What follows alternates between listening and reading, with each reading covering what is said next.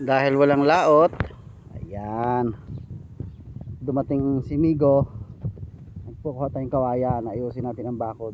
At ang kambing ay nakakatakas talaga. Ubos ang halaman. Nakakahiya naman sa kapitbahay. Ayan, tanawin dito, gandang tanawin. Nakakapawin ng pagod dito. Highway, papunta na doon ang ko, papuntang Rojas.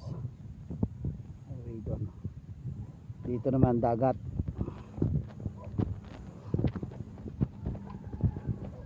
May papagpapag na kami dito, pahingahan. Tatanawin mo lang yung dagat na yan.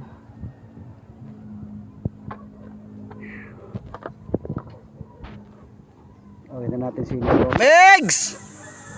Kana! Ay siya, ito na si Ameg. Saan ka galing, Megs? Doon, nasa bundok. Ay bundok ba to?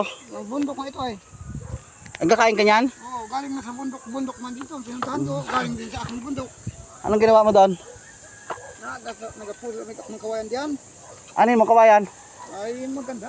Iluto natin? Oo, iluto natin. Gata? Gata ay sahig. Oh, ay ba't nandito ka na naman sa akin ngayon? Dito na. Ha? Dito na.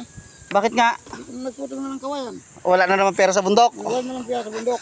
Baba ka na naman dito. Ay, kamustahin mo muna si Amig Gurong. Saan yung samid? Ay, andun, umuwi na. Umuwi sa kanyang hipuan. Ah. Namimiss niya raw hipuan niya eh. Kaya na, paano pa kakagaling sa nag-uwi ko siya na umuwi?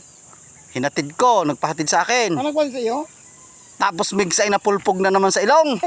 Ay, gusto na naman magpasundo. Ay, sabi ko wag na. Ay, ibig sabihin na galit sa kanya ang kanyang hipuan. Nagagalit siguro. Galit nga niya ay. Ay. Baka gusto maghipo-hipo, hindi naghuhugas ng kamay, no? Baka nga ni... Ay, ikaw baga, Meg, pag nagabugsok, Ano ko nahugas? lagawas, kapaligo ka muna. Oo. Ay, pag hindi nakapaligo, Ay, hindi makabugsok. ay, hindi makabugsok. Loko din pala yung bugsukan mo, ay, no? Siyempre. Ay, mabuti pa itong lupa dito, no? Oo nga. Kahit anong panahon, pwede bugsukan. Yan. Ay, nag-usap na kayo ng misis mo. Na? Di ba sabi ko dito ka na magtira? Ay, ayaw, ayaw. Bakit daw? Ayaw. Sanay sa mga ganitong hugas ya. Ay, gusto talaga sa bundok. Yun. Ayaw nila sa mga lugar na wala namang magulo dito, Migs eh. Oo nga. Ako lang ang magulo dito, tayong dalawa lang. Oo nga. Magulo tayo eh. Oh, sabihin mo sa mismo. Basta tayo magulo. Oh, kami dalawa limigo lang magulog doon. Pag sa bundok, magulo tayo. Oo. Putulin na rin natin yung mga puno na yan na Oo, na baka amigdan ako. Maganda nga putol. para makatanim na ako ng diretso, Mig, no? Oo. Tama. Parang kanong lamig. Sabi ba ni Ante, wag daw muna magtanim dito. Baka lang daw nakawin. Hindi magpanakaw dahil malinis na ba eh. O, kaya nga. Tanaw na baga, no? Oo, pag talagang pag talagang sa madamo, may ako talaga. Mag-aalaga pati ako, Migs, ng unggoy. Ay, saan ka makinig ng unggoy? Di ba sabi mo, No? meron sa inyong unggoy? Wala na ngayon. Yung nagapanghabol?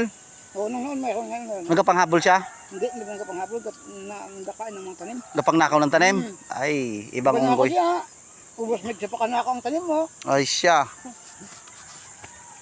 Anong puno kaya to, Megs? Saan? Ito. Amay nga nakawin. Wala sa amin yun. Wala sa inyo yan? Ngayon. Ito sana yung makagawa sana tayo ng kubo-kubo dito, no? Oo, maganda. Para pag mag-ulan baga hindi ka mabasa. Ay, kumain ka na muna, Megs.